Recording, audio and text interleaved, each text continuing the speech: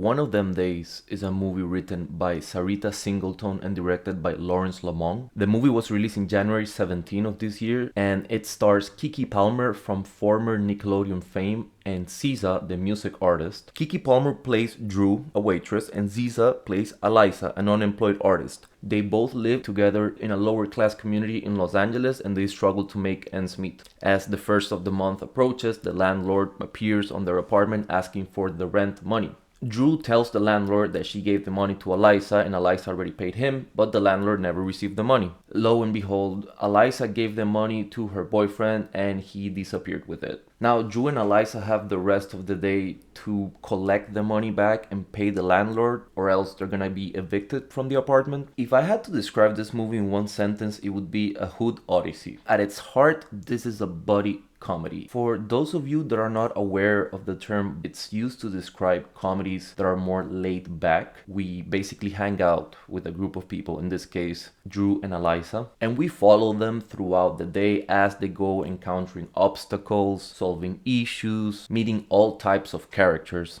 But at its heart, we're really just chilling with both of them. But the $1,000,000 question would be, does the movie work?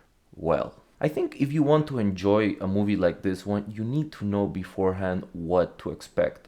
And what's being presented here to us is a movie with a humor that's very silly. However, silly does not necessarily equal bad. I would say that when the movie works, which is about 55% of its runtime, it's because the movie knows what it is and doesn't take itself too seriously. The movie is silly, yes, but the key here is self-awareness. For example, I think the people involved in this movie were well aware that the funniest scenes usually involved Keyshawn, who's played by Joshua Neal. There's at least 2 scenes in this movie involving this character that had me crying of laughter. But this is a buddy comedy movie, so it needs to be carried by Keke Palmer and SZA. And in my honest opinion, Keke Palmer did okay. SZA, I'm not sure that she has what it takes to lead a comedy movie. I mean, nothing against her. She is a great music artist, but her delivery and the humor that she conveys in the movie didn't really work for me. I also want to point out that this movie deals on a very subtle level with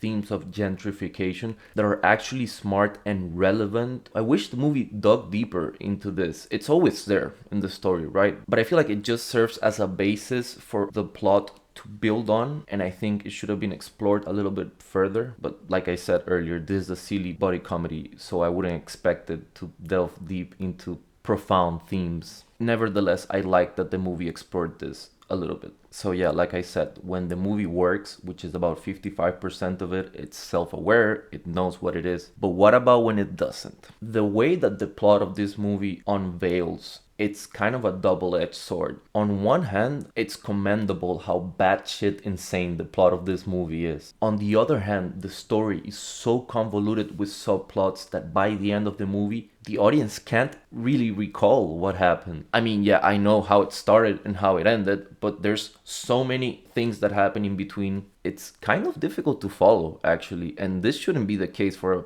buddy comedy movie. There have been movies throughout history, comedy movies, that deal with very convoluted plots. Usually they're not well received, but then after some years pass, they're considered cult classics.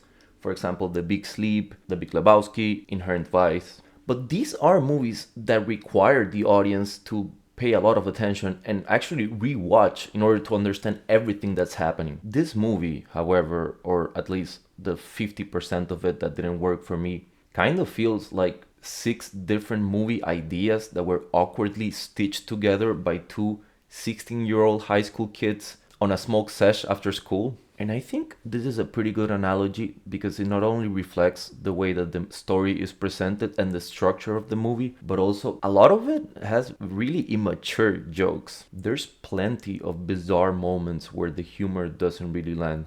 2 that come to mind are the blood bag scene and then the scene with the sneakers. These 2 scenes really came out of nowhere, and I was just sitting there asking myself, what the hell is going on? Who wrote this? Yeah, I always had a grin because it's so bizarre, but not necessarily good. Maybe this is a movie that you need to watch high in order to appreciate.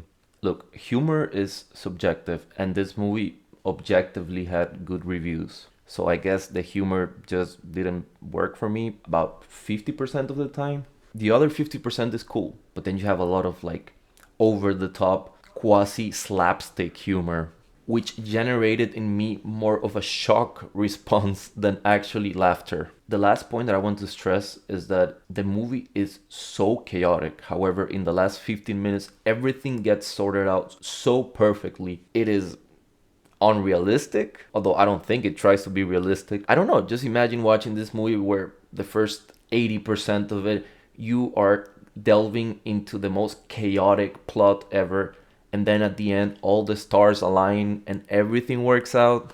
I don't buy it.